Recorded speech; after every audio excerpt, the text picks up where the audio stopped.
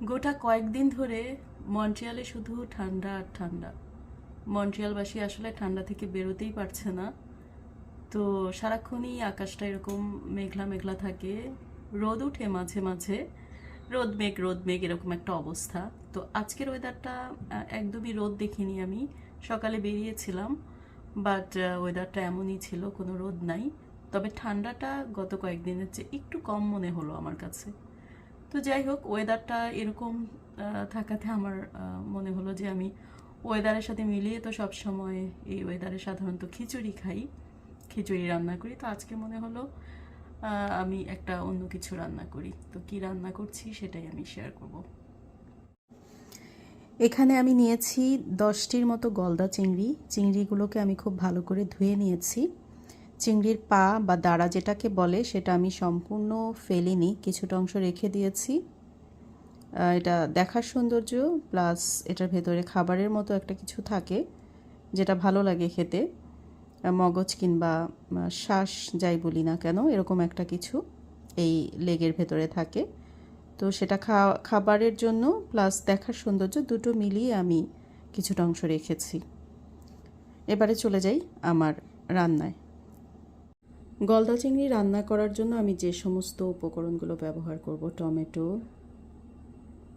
হলুদ, মরিচ, ধনিয়া এবং জিরার গুঁড়া 1 টেবিল চামচ করে নিয়েছি 10টা চিংড়ির আন্দাজে। পেঁয়াজ আছে, রসুন ফালি করে নিয়েছি বেশ কয়েকটা, রসুনের কোয়া। কাঁচামরিচের মধ্যে সবুজ এবং লাল দুটোর যে কোনোটি নেওয়া যায়, তো আমি লালটি নিয়েছি। আস্ত জিরা আমি ফোড়ন দিয়ে নেই যে কোনো খাবারের মধ্যে, তো এখানেও আমি দিচ্ছি আস্ত জিরা। আমি একটু ফোড়ন দিয়ে তারপরে নেব, এর গন্ধটা খুবই ভালো লাগে আমার কাছে। একটু গরম মশলা দিচ্ছি।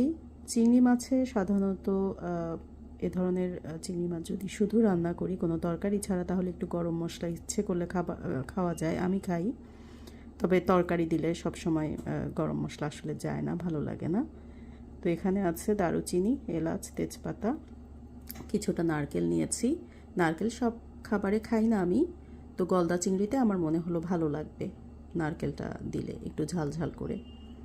আর আসলে নারকেল অনেকেই পছন্দ করে, অনেকেই করে না। তো আমি আমিও যে পছন্দ করি তা কিন্তু না, বাট এই গলদা চিংড়ির সাথে আমার মনে হলো নারকেলটা ভালো লাগবে খেতে। তো এবারে চলে যাচ্ছি আমি আমার রান্নার প্রসেসিংয়ে। মাছ ভাজাটা দেখতেই ভীষণ ইয়াম্মি লাগছে, মনে হচ্ছে ভাজা অবস্থাতেই খেয়ে ফেলি, রান্নার আর দরকার নেই। তবে আমি হালকা ভাজছি মাছটাকে, যেহেতু রান্না করব, যার কারণে আমি হালকাভাবে ভেজে নিচ্ছি।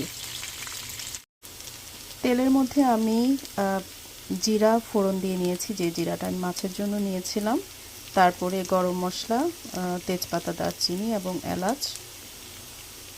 এরপরে ফালি করা রসুনগুলো দিলাম, তারপরে পেঁয়াজ দিলাম। সব কিছু সেদ্ধ হয়ে এসেছে। এখন আমি রসুন এবং একটুখানি আদা বাটা দিব। রসুন তো আস্তটা দিলাম, এবার একটু রসুন বাটা সেটা দিলাম। এটা আমার ফ্রিজে ছিল বাটা রসুন, দিতে আমি রেখে দিয়েছিলাম। আর সেই সাথে আমি একটু আদা বাটা দিচ্ছি, প্রায় আদা বাটাটা 1/2 টেবিল স্পুনের মতো দিলেই হবে। আদা রসুনের গন্ধটা যখন চলে যাবে, তখন আমি যে গুঁড়ো মশলাগুলো আছে, হলুদ, মরিচ, ধনিয়া, জিরা, এই গুঁড়ো মশলাটা দিয়ে দিব।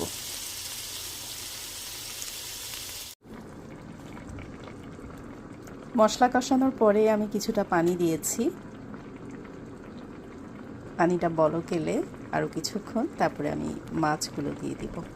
দারুণ দেখাচ্ছে কালারটা, এবং সেই সাথে টমেটোগুলো ভেসে আছে, অসাধারণ লাগছে।